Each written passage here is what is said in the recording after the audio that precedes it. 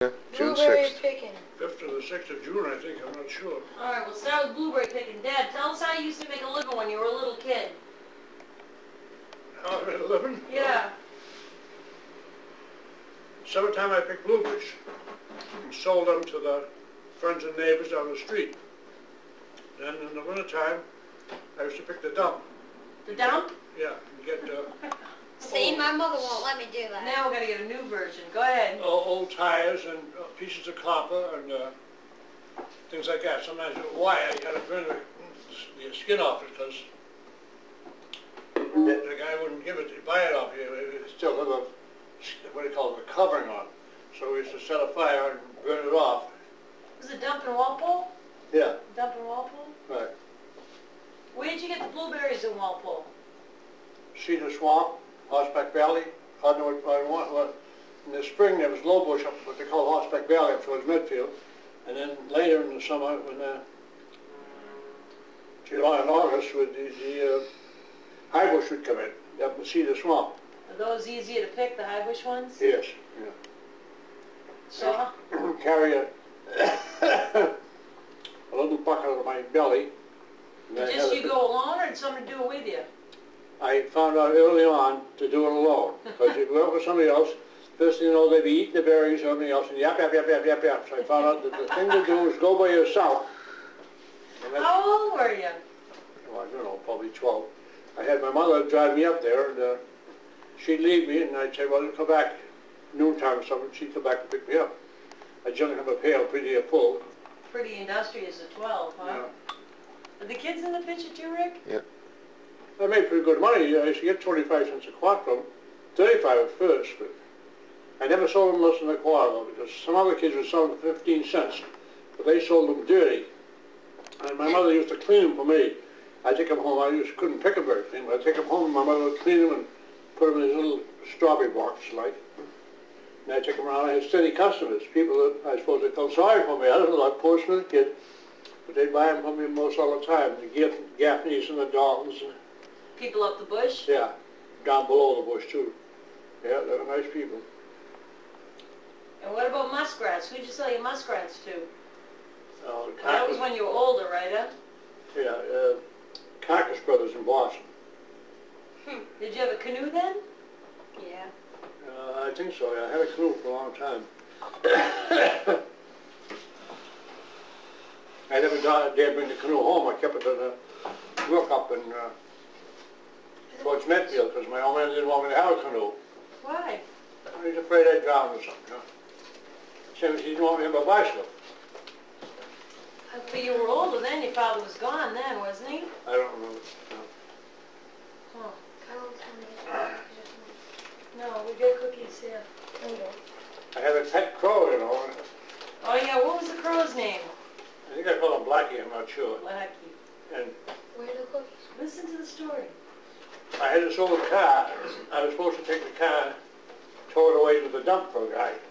My father let me use his car. I towed the two cars away, so instead of taking them home, the old man let me take them home and take them to the dump. He let me take them home to the backyard. So then I took the two of them and made one good one out of them. One had a hide springs, great big long springs on the side of it. I got rid of them because they made it go too much like this. And then, what else did I do with those cars? I told you about the crow. What kind of cars were they? Mostly old Oh, Fords. you're in my seat. Oh, I thought you were leaving. You sit over here. Go sit over there. Old Fords? You got it from the guy up the street? The car? Yeah. Oh yeah, yeah. Mike Conley, he wanted them towed away. Wait, you want him to look at the camera, Eric? Eric, how can I? And instead of towing them away, my old man let me take them home. Yeah. And then, as I say, I had this pet crow, and Sit over here. one time I was driving down the woods, that you couldn't drive on the road. I had no license and no registration. Driving down the woods with this old Ford, and I heard the crow. Pa, pa, pa. And I looked back, and there he was sitting in the drive shaft. And they had no body on the thing. I just had a seat on it, you know. And the crow was sitting in the back. So thereafter, whenever I went, I said, "Okay, you want to go, Blackie?" Yep. And you get in, and you used to ride right on the windshield. Yeah. It's 12. He liked that car, Blackie did, not So tell about the time. What did he do when you changed the tire? Well, we had those nuts, like lugs you call them, nuts and Like this? and washer things that hold the tires on the wheels in those days. They always had flat tires. Like this? Not like Big that? ones, big lug nuts. Big one like that? Big Bigger? ones, yeah. Bigger? And I never had good tires, so I was always changing tires, always trying to get keep the tires half decent. Sometimes I even put old rags inside them, but that didn't work too good either, because the rags would go bloop, bloop, bloop, bloop.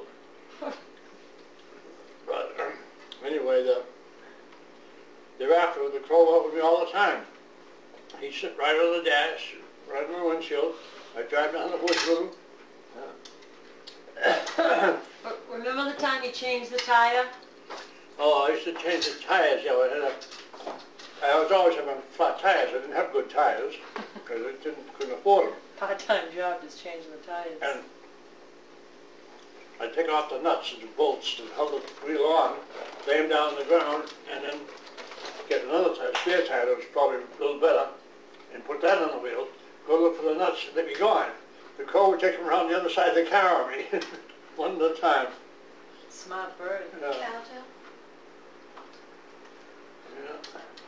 Oh, let me see. Hold up the stories. Oh, tell the story the other day, the one you told me the other day. We're talking about, I can't remember what brought it up, but you and somebody else were trying to get the cow to cross over the brook when you were real little. Oh, yeah. The Chestnut Pond had filled up and it was running over. Instead of just going down the dam where it's supposed to go, it's coming on the side. And I guess my father had told me to move the cow or something. We used to have a big crowbar we put in the ground and then put the chain for the cow on that. So I went to move the cow like I was supposed to some other place. And I couldn't get this little brook right. It was flooding over from the pond because it rained it so much. And I couldn't get the damn cow to go across the little brook. And I had this old uncle, he used to drink quite a bit. He came along. Uncle Al. Uncle Al, I said to him, "Can I get the cow to get over the damn brook, Uncle Al?" "No," he says. He grabbed over the cow's tail and he gave it a twist.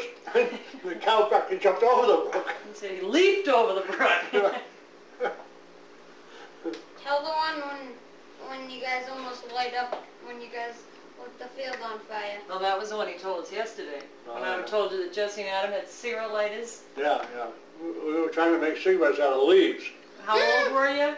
I forgot now. Yeah, anyway, you used to be able to get cigarette papers in stores for nothing, like. So we'd get them and we'd just try to make leaves, and crush up the leaves and make homemade cigarettes out of them. We didn't do that too good. Just one day we set the woods on fire. How'd you do that? We dropped the sparks down and didn't pay attention. Next thing you know, all the grass and woods was on fire, burning up. How big? Well, not too big, but big as this yard probably. Did you get arrested? As big as this yard? Yeah, it was a good sized place, yeah. And you said we were pyros. Yeah, he said he lit the whole What field about on the fire. bluefish story? Huh? No, that's an old one. Wait, we start. Let me see. Let me see the board. We gotta start on the old ones. Oh. Hi, my name Tell- is what? My name is... I had to read, Eric. Tell Jesse and Adam the one that you had, the story about when you were a kid in Walpole and you had the dance and you hired the jazz musicians and you collected all the money and... Oh, yeah. Gotta listen to this. We decided it was during the Depression, there was nothing for kids to do, so we decided we'd make a club for boys, and I got nominated to be president. So that was fine. So we decided we'd have a dance to raise money. So we had the dance down Blackburn Memorial Hall. I don't think it cost us hardly anything for the hall. We hired an orchestra, and the orchestra came and they played and played and played, and Jackie Reardon and Rocco Caputo, two guys who were supposed to be friends of mine, I gave them the money to go up to the drugstore to get the ice cream, and it came in little sandwiches, ice cream blocks like, and they went out, instead of coming back with the ice cream, Came back there. they took a bus to New York or someplace with the money. So I finally got somebody to go get me some money, some more ice cream somehow. The cop, I think it was Mike Fitzgibbons, helped me get some more ice cream. So then the officer wanted their money. I don't have any money. I said, they're reading the computer took away the money when he took off from New York, or how they took off that bus. So I was trying to pay the guys off with ice cream. You know, have a piece of ice cream, have a piece of ice cream. Finally, I think Mike Fitzgibbons, the cop, came to my rescue, and he said, I'll take care of it. And he told the officers guys, don't worry about it, we'll get your money to you. Yeah, I got out of that all right. Did you ever see those guys again? The kids that went to New York? Rocco Caputo? Yeah. Yeah, they came back after a while later. What'd you do to them? I don't think I did anything. I think their fathers beat the hell out of them. I think that was for that. Tell Jesse about when I would've kicked the when crap you out of the kid. were little and you got that job, and the lady had for $5 a week or $1 a week, and then she wanted you to wash the floor because the cook quit. Oh, yeah. Where was that? It was a restaurant. It was in Walpole. I was working in a little store, Gibson. I wasn't getting hardly any money, and then this Agnes Larkin, she ran the restaurant next door. She came in and wanted to know if I knew anybody to take the job, and Louis Whippen, the boss, said, go ahead, Smith, take the job. And so he said, ask her for $10. But he was only giving me $1.50 a week. But anyway, I took the job. I told her, I asked for $10. She wouldn't give me $10. She settled for $6. So I said, okay, but the $6 was, I'd get my breakfast and my lunch and my supper. I could go up there, I think it was 7 or 6 in the morning, work for the breakfast, do the dishes, and then work for the lunch, do the dishes. Then I could go down to the swimming pool, this was in the summertime, for the afternoon, and come back at 6 o'clock to do the rest of the dishes for the nighttime. We used to wash the dishes like this, the back of our fingers, you know. And that's about it, I guess. Then she added the job. Then she added washing the floor to the cook quit. Yeah, there's another lady, an old Irish lady, and she used to wash the floor. Well, one time she died or something, and so the first week, Agnes said me, Jim used to call me, will you wash the floor? I said, yeah, okay, I'll do it this time. Next week she won't do it again. No, she said, why? I'm not going to wash the floor for $6 a week. I said, you give me the money you're paying her, and I'll do my other work and I'll wash the floor. But I'm not doing it for $6. So when she wouldn't go along with that, I said, to hell with it. I quit. But then didn't she end up owing you money and you had to go? Oh, yeah. She didn't give me my last week's pay. Yeah. And how old were you? 12, I think. I went over and told Mike Fitzgibbons, he was the sergeant of the police force. And I said, Mr. Fitzgibbons, I quit Agnes and she won't give me my pay. He says, he's a big, rugged Irish guy, you go over and tell her I said to give you your pay or I'll be over there. So I went over and I told her, I said, Mr. Fitzgibbons says, for you to give me my pay, he'll be over here. So she said, okay, all right. So anyway, I think she owed me 1 week, so I said, no, you owe me 2 weeks anyway. So I made her give me $12 instead of $6. But that was a pretty good job in those days, you know. You have to be at least 14 or 16 to get a job like that. We had to be at least like 16 to get a job like that. Yeah. It was easy to get jobs in. Yeah, and you had to work hard for your money, too. 6. Augie something. Augie. Augie and the Oh, tell Jesse and Adam about the story when you and Augie were hunting and you met up with the kid. It was his birthday, remember? Oh, yeah. Listen to this one. I met this kid and, what are you doing out of school? He says, well, it's my birthday. Where were you hunting? Down by the Cape, down by the canal. How old were you? Sandwich, whatever it's called, yeah. Why would you hunt in Sandwich? For what? Near the ocean, there was a lot of rabbits. Peanut butter and jelly. And I don't know peanut butter. Hunting a sandwich. this kid came along and we flushed They're out in the woods. a cock pheasant. So he wanted to know if he could take my gun to go after it. I said, okay. So he went, and damn if he didn't shoot the pheasant, he came back and he had it in his hand. So then he wanted to know if you could keep it. I said, I don't know, Augie. I saw it first. I said, it was my gun and my shell. What do you think? And he was back reclining by then. And Archie said, well, let him have it, Gibby. So I let him have it. And he went walking along. He was proud as hell, going home to show his mother with a pheasant.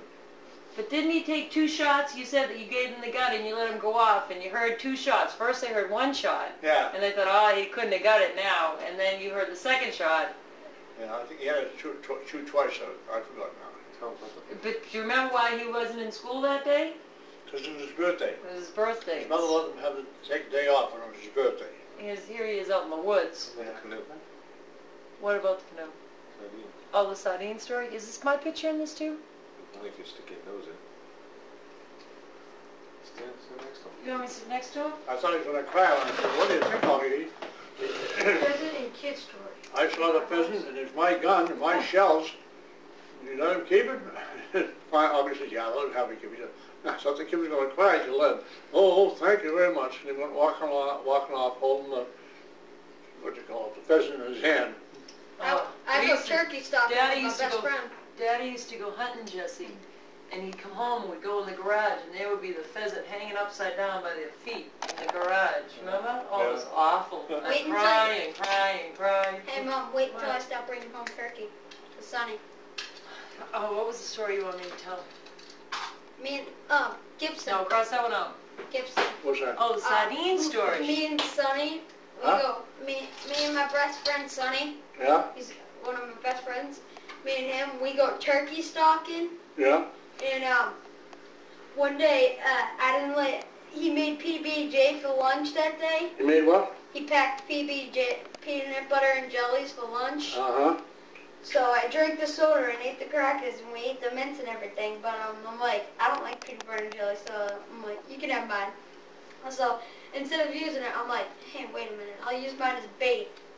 I put it in front of the groundhog, the hole, and I said, you hang up on top of the tree. I'll build a little net right in front of the hole, and I'll stand over here behind the bush with the slingshot and the arrow to shoot the arrow at it, so when it came out we could stalk it.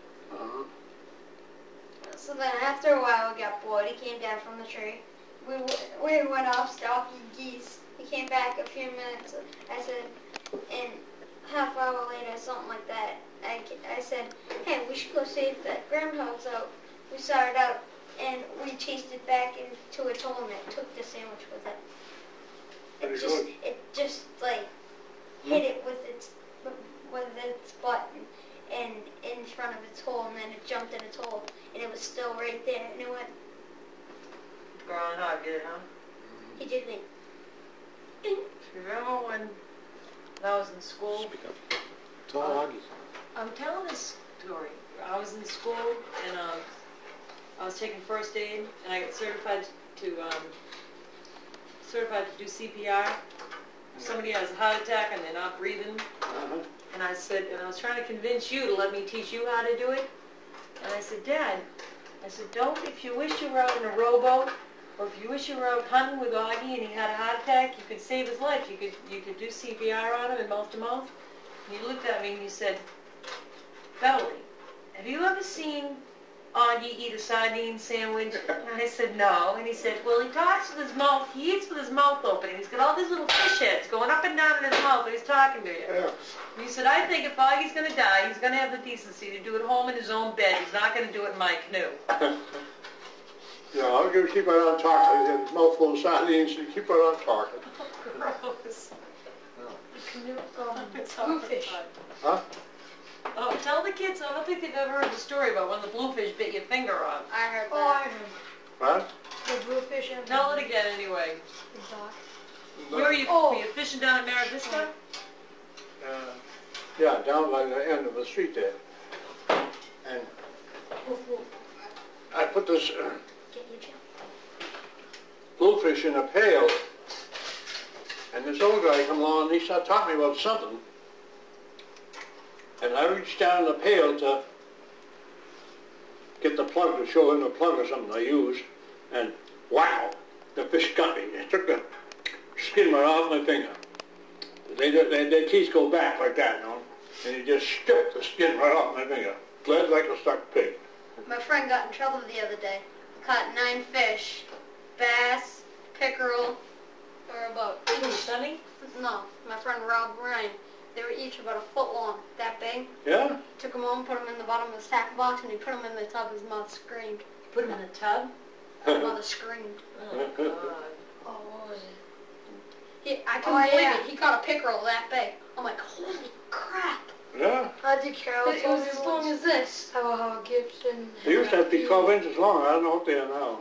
Yeah, it was at least, it was 12 inches long, something like that, I'll tell you that. I think Carol told me once how you're walking up the driveway or something, and it was you just got out of school, and you got a bee in your pants.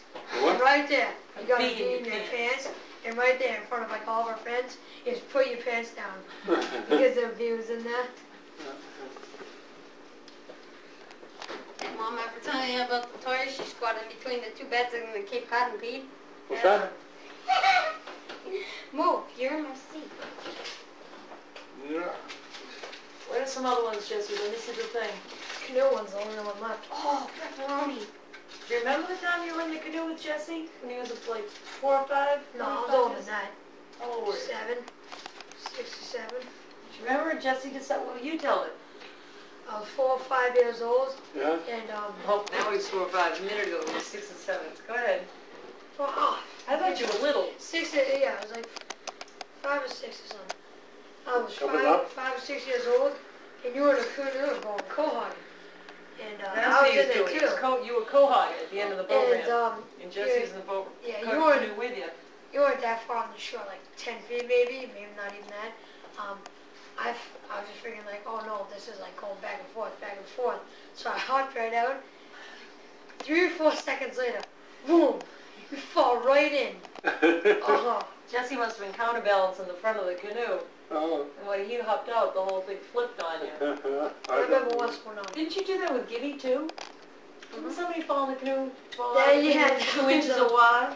I saw that one. That made me wet my pants. I laughed so hard. No, that was with the land you can do when you toss the surfboard, when you can like go up and like this land. Oh, you know, lots of people go cohogging by the bridge Yeah. down there. Oh, that was there? Yeah, when the land. Oh, when on you see the, land, what when do you turn call it your there? eye. Did we ever tell What do you call about it? the story when... The sand thing there. Sandbar. Sandbar. Did we ever tell you about the story I drove straight into the water on my bike? Yeah, and Anna was screaming at you, God damn it, Adam. No, that was Jesse. That was me. He used to ride his big wheel right into the pond. Yeah, and then I did it on my bike. Oh. Right in front of Bobby and Scott and Kendra. Mm. I remember, what was it? I forget. The good old Back in the old car, it had no body, just went over a bump or something up in the air, he went and down he came, and cut his behind open. Oh. Jesus, I was afraid to go home and tell my mother. I guess eventually I did tell my mother, and she had to take him to the doctor to get it stitched up or something. But I was scared to the hell. I said I was going to get crippled. Who is this, Jack? Yeah, I didn't get crippled.